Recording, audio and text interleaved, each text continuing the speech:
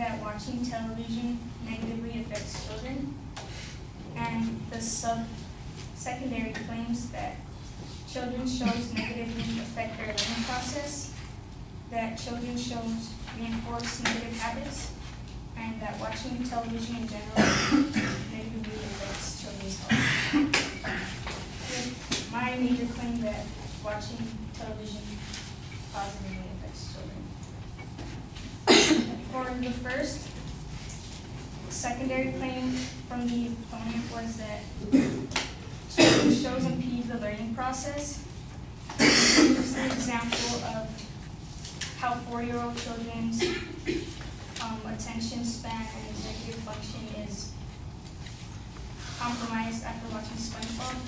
He also used the example of his brother and how his reading was going down in school because of watching SpongeBob. I think that his personal example is insufficient evidence to conclude that his brother's reading is a result of watching SpongeBob. And also because in the book, The Children's Television Community by Allison Bryant, in the early 1900s, Congress, working with public television, came up with an innovative funding program to support a program designed to help preschoolers and school-age children to become more prepared for school. That's the Ready to Learn program, and the program developed key school readiness skills in language, literacy, numeracy, social and emotional skills necessary for cognitive learning. An example of those shows are Arthur, Cyber Chase, Barney, and Caillou. The example of Cyber Chase is that they had a study by Rockman et al. And content knowledge about math improved significantly in 3rd graders and 4th graders after viewing Cyber Chase. For each of the individual programs viewed, knowledge content improved, children's self-confidence improved, and their attitudes towards math improved to a statistically significant degree across both 3rd grade and 4th grade levels in gender and in ethnic groups. The second claim that he made was that children's shows reinforce negative habits, such as gluttony from Cookie Monster, living in a trash can from Oscar the Grouch, and complaining from the show Caillou. And he said that was because children learned by listening and watching, and that my claim is that children's shows reinforce positive habits because they teach by learning and listening. They're,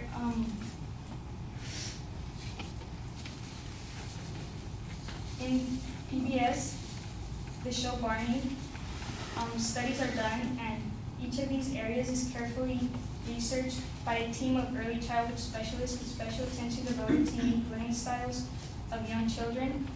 And they claim that each Barney episode emphasizes language and cognitive development, physical activity, and social interaction, which are positive habits. Also, another positive habit they state is that young viewers are encouraged to get up and move around as the cast members sing and dance, and that the songs and choreography are presented in a simple, repetitive style, which is a key successful learning for young children, successful activity with young children. And that is said by the Vice President of Content Development, Marianne Diffco, PhD, who works with the Barney and PBS to produce these shows.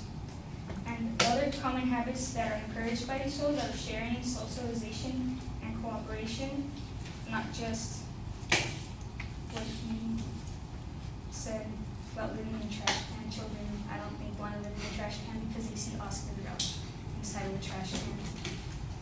And the third claim that he made was that watching television in general negatively affects their health. And I say that watching television in general doesn't affect their health, partly because part of the health involves physical activity, and that is encouraged by TV as well. For example, the Let's Move.gov and Nickelodeon has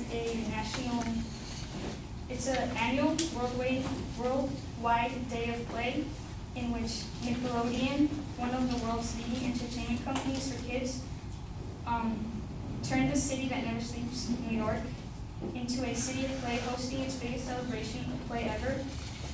And Nickelodeon encourages kids and their families to get up to go out and play. For the last decade during this worldwide Day of Play celebration, Nickelodeon has gone dark for 3 hours, taking programming off the air and shutting down its website for 3 hours. So they encourage kids to go out and play. They also have the 60-minute challenge, in which they encourage children to go out and play 60 minutes a day, rather than staying inside and playing all day. And also, in response to his claim that young children become addicted to watching television, he used the example of his cousin and how when they took the phone or something away, they complained, they cried, and threw a fit because they were addicted to watching that device. And according to the Child and Adolescent Health Service, a 2 to 3-year-old child, 3-year-old may play with other children for a short while, but he cannot share. He acts in response to what he wants and a grab and push. A 2-year-old finds it hard to wait to make a choice. A 2 to 3-year-old cannot yet understand reason or control his impulses. He may not know what you may want him to do, but he can't yet make himself do it even if he wants to do something else. So 2 to 3-year-olds can't say they're addicted, can't choose to be addicted to a device. That's how they act. It's their natural development. So according to the evidence that he provided, I don't agree that television negatively affects children.